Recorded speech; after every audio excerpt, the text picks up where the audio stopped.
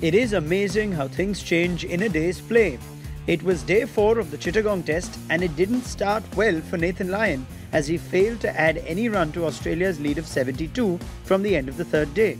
However, he made it up by picking a lion's share of the wickets during Bangladesh's second innings. Just like in the first, Lyon outfoxed the hosts with his off-spin, restricting the hosts to manage a little lead of 85 runs, which the Aussie batsman chased down before the end of the day's play to level the Test series 1-1. Australia had a great day. I would say that Bangladesh had an average day, probably one of their rare ones this year. I think they had a bad game in Galle. This was a bad game. I felt that this was a great opportunity for them with the bat to save this match, even push for a win, never know. But that didn't happen. I felt that Australia pushed it and Bangladesh just couldn't resist that. Even though Australia just managed to draw the Test series against Bangladesh, it was a memorable tour for their offie Nathan Lyon. The player of the series topped the leaderboard with 22 wickets, which included 3 back-to-back 5-4s. In the process, Lyon also became the leading wicket-taker of the year in Tests with 46 wickets, overtaking India's R. Ashwin. It was a bowler's delight as 14 wickets fell on the first day of the third Test between England and the West Indies at Lord's. Winning the toss and batting first, the Windies were ripped apart by Ben Stokes as he registered his career best figures of 6 for 22 in seaming conditions.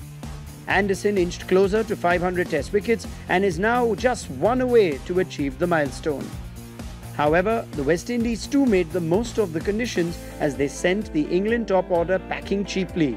Before play was stopped due to bad light, England were 46 for 4, with David Mullen and Ben Stokes trying to fend off the West Indies seam attack. After seeing off the Aussies, Team India will be hosting New Zealand for 3 ODIs and 3 T20Is later this year.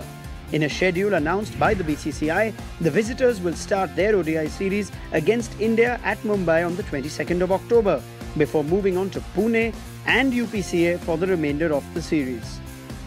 After the one-dayers, New Zealand will also feature in 3 T20Is, which will begin on the 1st of November at Delhi, before moving on to Rajkot and ending their tour on the 7th of November at Thiruvananthapuram.